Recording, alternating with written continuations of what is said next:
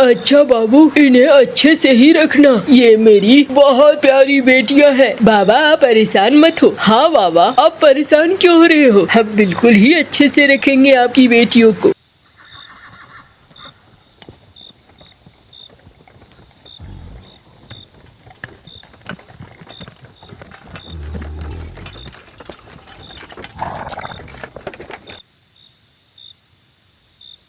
अच्छा चलते हैं हम। हाँ भाई, हम भी अब चलते हैं। चल मैं चलती हूँ मीनू।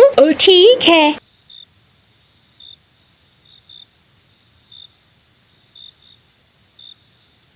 क्या हुआ, बहुत थक गए हो क्या? अरे शादी ब्याह में काम तो इतना हो ही जाता है ना, थकान तो हो ही जाती है। अब 2-3 दिन बाद शांति से देखेंगे कहाँ क्या रखा हुआ है, सब ठीक ठाक करेंगे।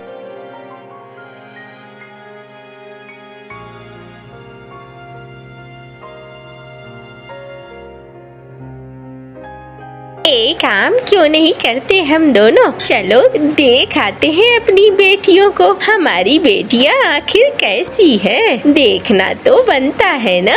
हाँ, ये तुमने ठीक कहा। अरे बहुत दिनों से मैं खुद भी सोच रहा था, मुझे भी लग रहा था पता नहीं हमारी बेटियां कैसी है। मुझे याद आ रही थी बेटियों की। वही बात तो मैं कह रही हूँ। चलो चलते हैं। ठीक है, मैं कल बाजार से कुछ सामान ले आऊँ ताकि वहाँ पर अजीब न लगे। हाँ हाँ बिल्कुल, अच्छे से ले आना। हाँ ठीक है, तुम परेशान मत हो, सब मैं अच्छे से ही ले आऊँगा।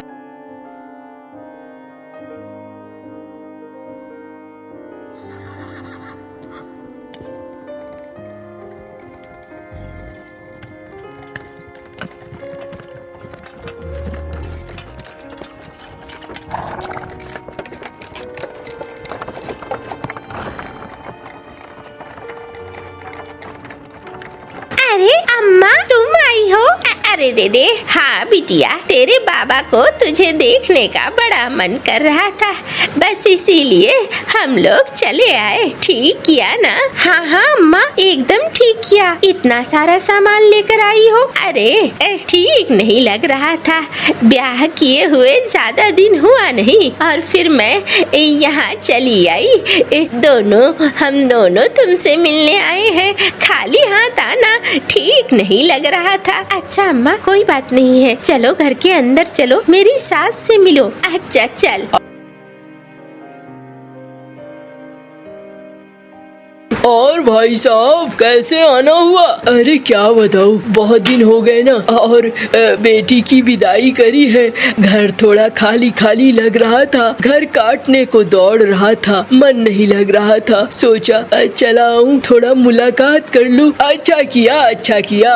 आपकी बिटिया तो बहुत अच्छी है, हमारे घर को इसने तुरंत संभाल लिया है। क्यों जी? हाँ हाँ बिल्कुल। अरे रूप भी है आपकी बेटी में और गुण भी है, हमारे घर वाले तो बड़े खुश हैं। ये तो बहुत अच्छी बात है। अगर ऐसा है तो हमारी बेटी आपके घर में सही से रहे और आप लोगों को सही से रखे, इसके अलावे हमें क्या चाहिए? अरे रे, आपकी बेटी गुणवान भी है और रूपवान भी है। जाओ बिटिया, खाने की तैयारी करो, अपने माँ बाबा को भूखा रखो। नहीं अम्मा, मैंने तो खाने की तैयारी भी कर ली है। मैंने बाबा के पसंद की मछली, अम्मा के पसंद की मटन और छोटू के पसंद के कबाब सब कुछ बनाए हैं। अच्छा चलो बढ़िया है, चलो जी चलो सब साथ बैठकर खाते हैं।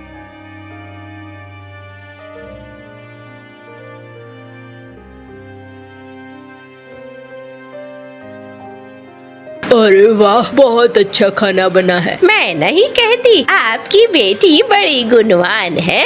हाँ चलो अच्छा है, अब भेंट मुलाकात तो हो गई, अब हम लोग निकलते हैं। क्यों जी? हाँ हाँ अब हम चलते हैं। अरे क्यों, अभी रुको ना, आप आए हो थोड़े दिन रुको। नहीं, हम बस देखने आई थी अपनी बिटिया को, और देख लिया, अपनी छोटी बेटी को भी देखने के लिए निकलेंगे। अच्छा ठीक है फिर।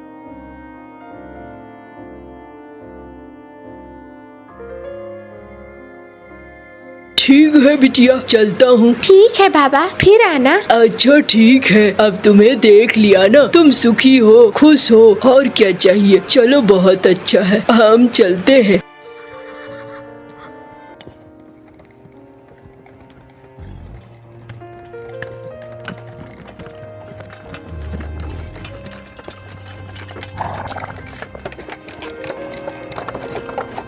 ये तो बहुत छोटा सा घर है।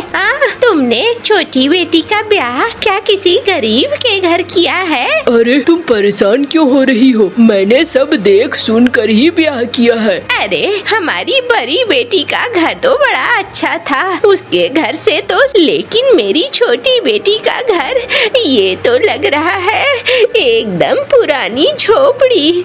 पता नहीं मेरी बिटिया कैसी होगी। तुम बहुत पहले ही बहुत सारी चीजें सोच लेती हो। मीनू, पहले घर के अंदर तो चलो, लोगों से मिलो तो सही। मिलोगी तभी तो पता चलेगा ना।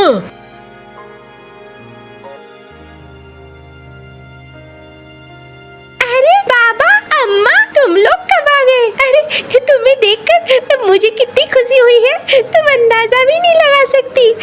अम्मा, बहुत अच्छा लग रहा है अम्मा। बाबा, आपने भी अच्छा किया। चलो चलो बाबा, आप अंदर चलो। अच्छा चलो। अरे तेरा पति कहाँ है? दामाद जी कहाँ है? वो आते होंगे अम्मा, तुम परेशान मत हो, अभी आते होंगे। तुम अंदर तो चलो अम्मा, यहाँ क्यों बैठ गई? चलो ना अंदर। हाँ हाँ जी, ठीक ही कह रही है, चलो अंदर चलते हैं।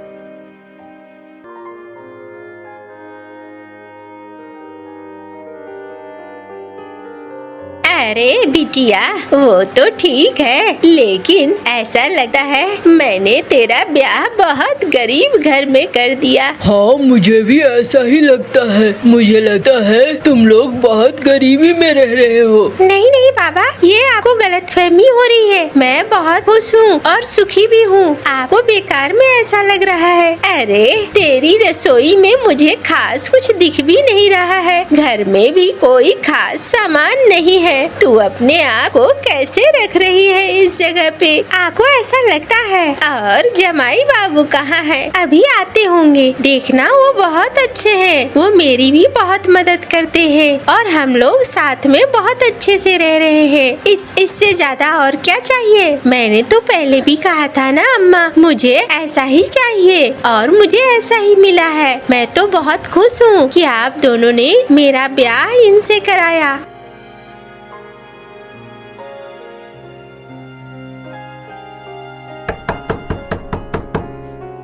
मैं आती हूँ अभी खोलकर। अरे मिनी, अच्छा देर लगा दिया तुमने खोलने में। देखो तो घर में कौन आए हैं। अरे माँ बाबा, आप लोग आए हैं। एकदम आपने तो मुझे चौंका दिया। हम गरीब लोगों के घर में आप कैसे आ गए अचानक से? अरे हमें देखने का मन कर रहा था अपनी बेटियों को, सो हम निकले थे और इसी क्रम में तुम्हारे घर पे पहुँचे। कुछ लाए हो कि नहीं अच्छे से सब्जी वगैरह? अरे मुझे पता तो नहीं था, इसलिए मैं तो थोड़ा बहुत ही लाया हूँ, और वो भी हम लोगों के मान। कोई बात नहीं है, एक काम करते हैं, दोनों मिलकर बैठकर बनाते हैं जल्दी जल्दी, जो है उसी में माँ बाबा को अच्छा कुछ खिलाते हैं।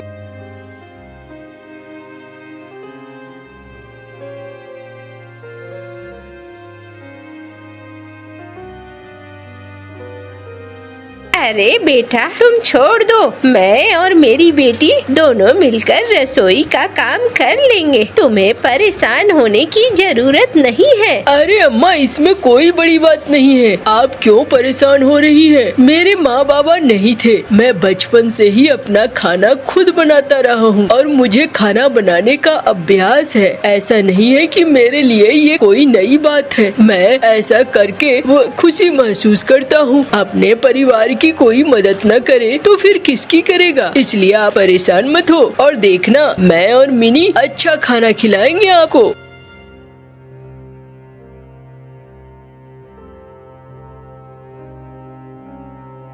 क्या सोच रही हो? मैं सोच रही हूँ, पता नहीं अच्छा हुआ या बुरा हुआ। अरे मुझे तो अच्छा ही लग रहा है, बस थोड़े धन की कमी है। अगर इनके पास धन होता तो इतनी दिक्कत नहीं होती। हाँ ये बात भी है, लेकिन अब आगे क्या होगा? आगे सब कुछ अच्छा ही होगा, तुम परेशान मत हो। आइए माँ बाबा, सब मिलकर साथ खाते हैं। ये लीजिए बाबा, ये लो अम्मा, और ये मिनी की और ये मेरी।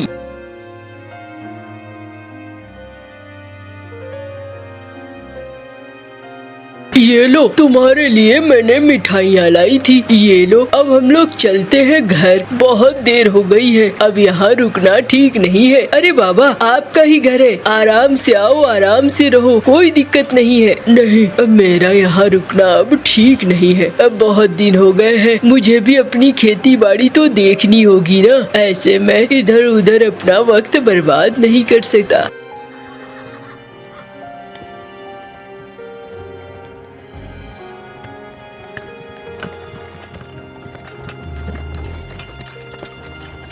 मुझे तो दोनों बेटियां ठीक ही लगी, सुखी हैं, और क्या। वैसे रास्ते में ही पड़ता है बड़ी बेटी का घर, क्या हम उसके पास जा सकते हैं? अभी तो आए हो, फिर वहाँ फिर से जाना अच्छा नहीं है। चलो अब घर चलते हैं, फिर कभी होगा तो हम आएंगे। अच्छा, ये भी तुम ठीक कह रही हो, ऐसा ही करते हैं।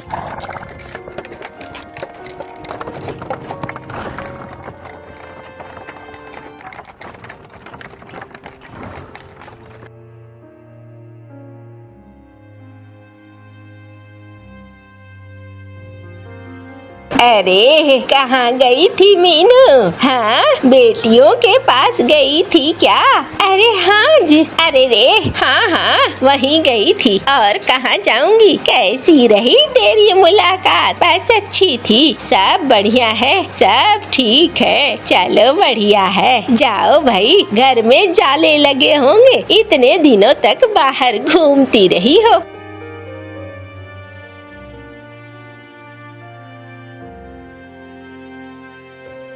बाप रे, कितना गंदा हो गया है। बेटियां थी तो कोई तकलीफ नहीं थी, सब साफ हो जाता था, अब खुद से करना होगा।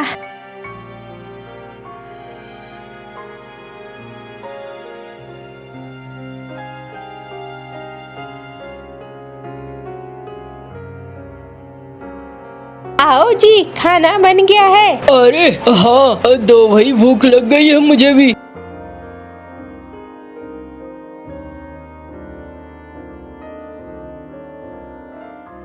अरे कैसे हो मीनू मौसी, तुम भी कैसी हो?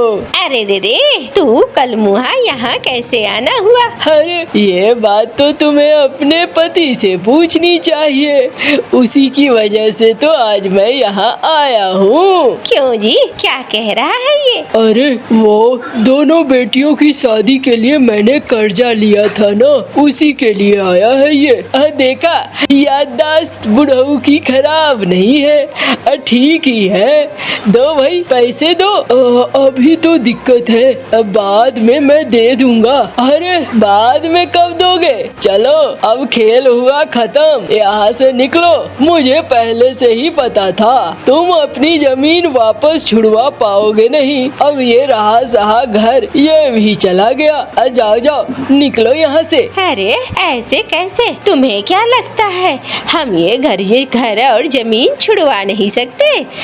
मेरी बेटी, एक बेटी बहुत अमीर घर में है, मैं उससे पैसे मांगूंगी तो वो खूब देगी। हाँ, हमारा घर और जमीन दोनों छूट जाएगा। अच्छा, अगर ऐसा है तो चलो, वो वक्त दिया मैंने, 5 दिन का वक्त दिया, जाओ पैसे लेकर आ जाओ और घर छुड़ा लो। नहीं नहीं, तुम इस घर पे कब्जा कर लो, हम लोग यहाँ से जा रहे हैं। ये कैसी बातें कह रहे हो तुम? कुछ नहीं, चलो साथ चलो।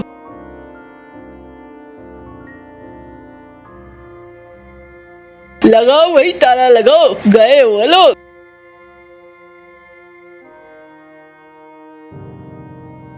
अरे तुमने ये क्या किया? तुम अपनी बड़ी बेटी के पास जाते तो वहाँ से तुम्हें धन दौलत मिल जाता। तुम्हें क्या लगता है मैं नहीं गया था? मैं गया था, लेकिन जैसे ही दरवाजे पर पहुँचा, उन लोगों ने मुझे धुतकार कर भगा दिया। अरे तुम तो भिखारी बन गए हो। हाँ, भीख मांगने के लिए चले आते हो। पहले दिन क्या अच्छे से बिठाकर खिला पिला दिया। बहू, अगर तेरा बाप ऐसे ही आता रहा बार बार तो तुझे निकाल कर बाहर फेंक देंगे। याद रखो, हमारा परिवार एक धनी परिवार है, यहाँ गरीबों के लिए कोई जगह नहीं है। पापा मैं समझता हूँ, मैं नहीं आऊँगा अब। तू परेशान मत हो, तू आराम से रह। मैं उस दिन वापस लौट आया और क्या करता बताओ। अरे ये तो बड़ी दुख की बात है।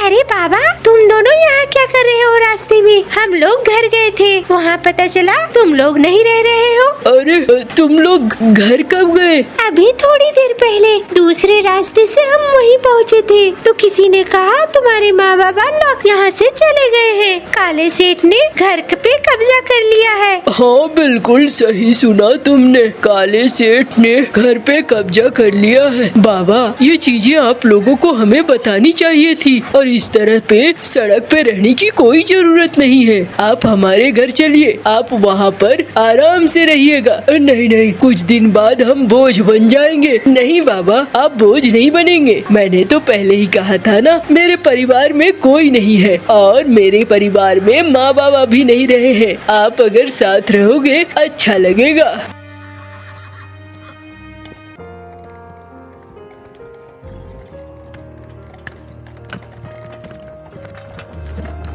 चलो बाबा चलो।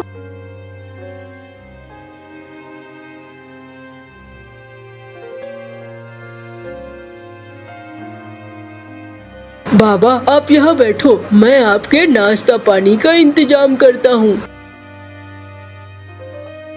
बाबा, आप परेशान मत हो, आपके सारे दुख अब हमारे। हम लोग साथ मिलकर रहेंगे और हंसी खुशी से रहेंगे। वैसे ही भी बाबा, आप वहाँ अकेले पड़ रहे थे और अकेले रहना कोई अच्छी बात नहीं है। हाँ मैं जानता हूँ, लेकिन इस तरीके से बेटी के घर में रहना। बाबा, हमें बेटी नहीं, अपना परिवार का हिस्सा समझो। वो भी देख रहे हो ना, आपको बहुत प्यार करते हैं। हम साथ मिलकर बहुत अच्छे से रह सकते हैं। चलो बढ़िया है, तुम दोनों बहुत अच्छे हो और आज मुझे जरा भी बुरा नहीं लग रहा है कि मैंने तुम्हारा ब्याह इस घर में किया। कम से कम उस घर से तो अच्छा है ना। अमीरों के पास जरा भी दिल नहीं है, वो हमेशा पैसे और धन के बारे में ही सोचते हैं, अमीरी के बारे में ही सोचते हैं। उनके अंदर तो दिल नाम की चीज ही नहीं है। बाबा, आप पुरानी बातें भूल जाओ। पता नहीं दीदी से मुलाकात मेरी भी हुई थी, लेकिन उनके घर वालों ने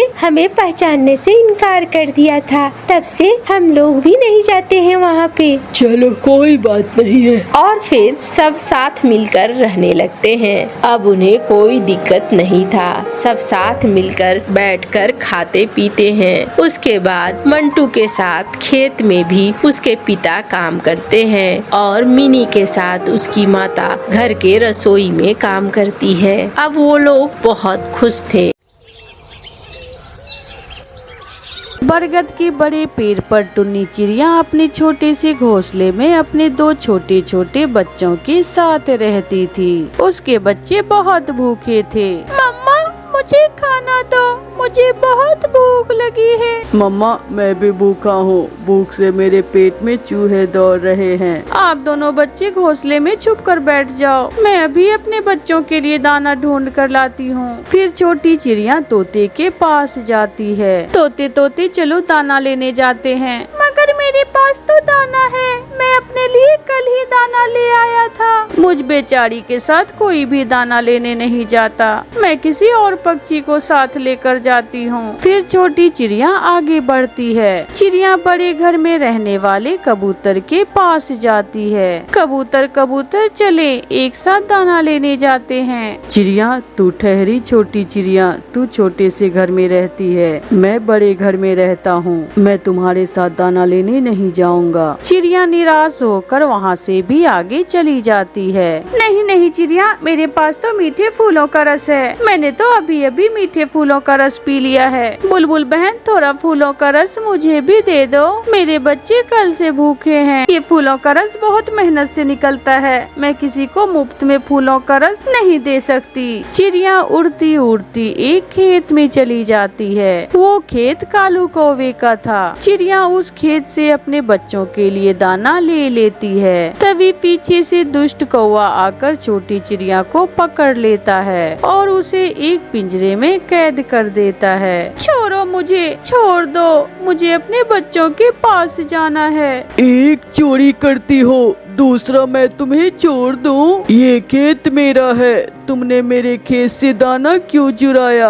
गलती हो गई किसान कौवे जी, मुझे माफ कर दे। मेरे बच्चे मेरा इंतजार कर रहे होंगे। ऐसे कैसे छोड़ दूं? तुझे चोरी की सजा जरूर मिलेगी। फिर चिड़िया उस कौवे से बचने का एक उपाय सोचती है। वो पास से गुजरते हुए तोते से कहती है, तोते तोते मेरी बात सुनो। अगर तुम मुझे इस कौवे से आजाद करवा दो तो मैं तुम्हें अपने 2 सोने के अंडों में से एक सोने का अंडा तुझे दे दूंगी। तोता रुक जाता है। नहीं नहीं, अगर तुम अपने दोनों ही सोने के अंडे दे दो तो मैं उनमें से एक अंडा इस कौवे को देकर तुम्हें आजाद करवा सकता हूँ। ये सुनकर कालू कौवा लालच में आ जाता है और वो तोते से कहता है, चल चल तोते, भाग यहाँ से, ये मेरा और चिड़िया का मसला है, हम कर लेंगे। तोता वहाँ से चला जाता है। कौवे, तुमने तोते को क्यों भगा दिया? वो मुझे आजाद करवाने वाला था।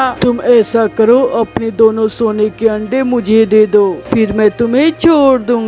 तो फिर लाओ गोबर, मैं जैसे ही वो सोने के अंडे दूंगी तुम वो सोने के अंडे गोबर में छुपा लेना, ताकि कोई लालची इंसान तुमसे वो अंडे छीन न ले। मैं अभी गोबर लेकर आता हूँ। अरे अरे, मुझे आजाद तो करते जाओ ताकि मैं सुनहरी दाना खा सकूं। अगर मैं सुनहरी दाना खाऊंगी तो फिर ही मैं सोने का अंडा दूंगी। फिर कालू कौवा चिड़िया को आजाद कर देता है और उसे पिंजरे से बाहर निकाल देता है। तुम सुनहरी दाना खाओ, ये सारा खेत मेरा ही है। जितने भी सुनहरे दाने हैं तुम वो खा सकती हो, और मैं अभी गोबर लेकर आता हूँ। फिर कौवा गोबर लेने चला जाता है। लालची कौवा सोने के अंडे लेने चला है और इसे मिलेगा गाय का गोबर। चिड़िया जी भर के दाना खाती है और अपने बच्चों के लिए दाना लेकर वहाँ से भाग जाती है। चील दी, अपनी गाय का कुछ गोबर मुझे दे दो। ये कोई पागल कौवा है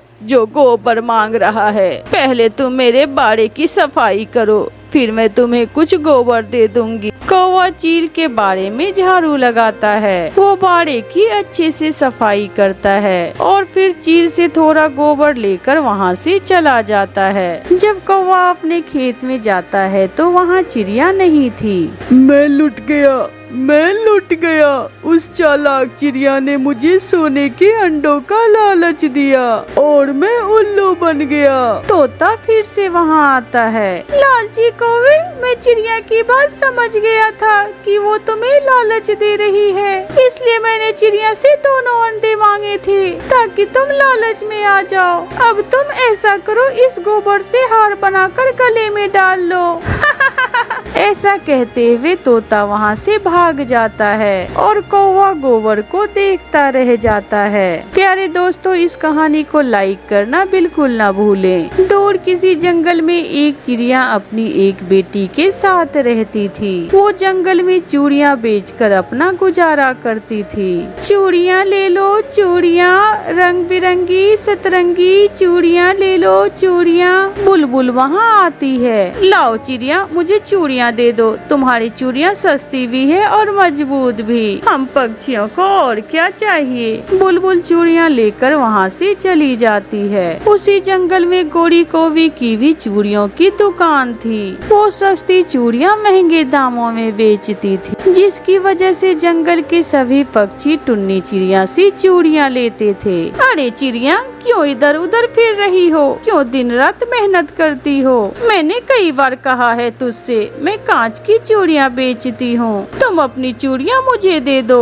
मैं बेच दूंगी तुम्हारी चूड़ियाँ और तुम आराम से घर जाकर बैठो। नहीं नहीं गोरी को भी, वैसे भी मैं घर नहीं बैठ सकती। मैं जितना कमाती हूँ मैं अपने परिवार के साथ खुश हूँ। मेरी पीतल की चूड़ियाँ पहनने से पक्षियों के खून भी नहीं निकलता और तुम्हारी कांच की चूड़ियाँ कई पक्षियों को जख्मी कर चुकी है। ये सुनकर गोरी को भी गुस्सा होकर वहाँ से चली जाती है। घर आकर मम्मा चिड़िया सारी बात अपनी बेटी गुड़िया को बताती है। आपने ठीक किया मम्मा, वो गोरी को भी खुद तो बहुत आलसी है और आपको भी आलसी बनाने की कोशिश कर रही है। वो आपकी मजबूत चूड़ियाँ बेचकर ज्यादा पैसे कमाना चाहती है। अरे बेटी, मुझे याद आया, पास वाले जंगल में मेला लगा हुआ है। मैं कल अपनी चूड़ियाँ लेकर वहाँ जाऊंगी। शाम तक सारी ही चूड़ियाँ बिक जाएगी मेले में। उधर गोरी कौवी भी मेले पर चूड़ियाँ बेचने की तैयारी कर रही थी।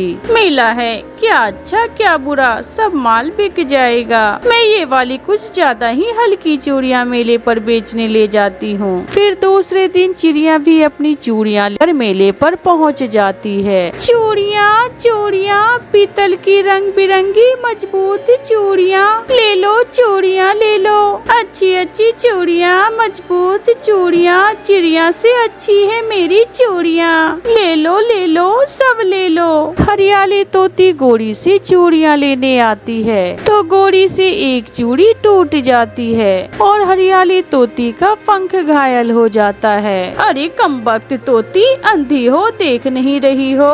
अरे अरे, एक तो मेरा पंख घायल कर दिया और दूसरा मुझे ही बुरा भला बोल रही हो। मैं नहीं लूंगी तुमसे चूड़ियाँ। फिर हरियाली तोती चिड़िया के पास जाकर चूड़ियाँ पहना लेती है। हरियाली को घायल देखकर शाम तक कोई भी गोरी के पास नहीं जाता। सभी पक्षी चिड़िया से चूड़ियाँ खरीद लेते हैं। गोरी को भी गुस्से में अपनी चूड़ियों की टोकरी उठाकर वहाँ से चली जाती है। शाम तक चिड़िया की सारी ही चूड़ियाँ बिक जाती है और चिड़िया को अच्छा मुनाफा होता है। चिड़िया भी अपने घर चली जाती है।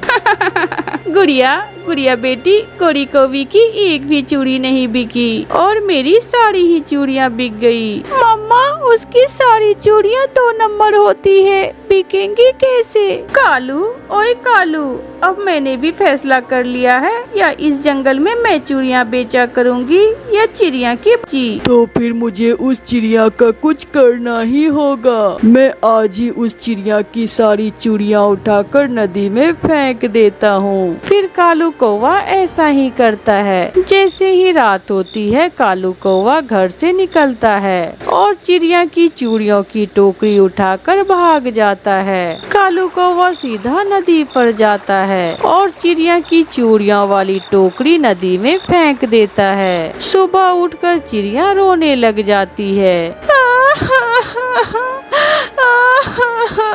कोई जाली मेरी चूड़ियाँ चुरा कर ले गया। मम्मा, वो बहुत गंदा पक्षी है जिसने भी हमारी चूड़ियाँ चुराई है। मम्मा चिड़िया रोती हुई नदी पर जाती है तो उसे नदी के पास पपीते का बड़ा पेड़ आवाज देता है। चिड़िया, मैं जानता हूँ तुम्हारी चूड़ियाँ कालू कौवे ने नदी में फेंक दिया है, मगर तुम चिंता न करो। पेड़ जी, मैं कैसे चिंता न करूं? मैं वो चूड़ियाँ बेचकर ही तो अपना पेट भरती थी। चिड़िया, तुम मेरा ये एक पका हुआ पपीता तोड़ कर ले जाओ, ये तुम्हारे बहुत काम आएगा। फिर चिड़िया उस पपीते के पेड़ से एक पका हुआ पपीता तोड़ती है। चिड़िया हैरान हो जाती है। वो जैसे ही पपीता तोड़ती है वह सोने के पपीते में बदल जाता है। ये तो सोने का पपीता है।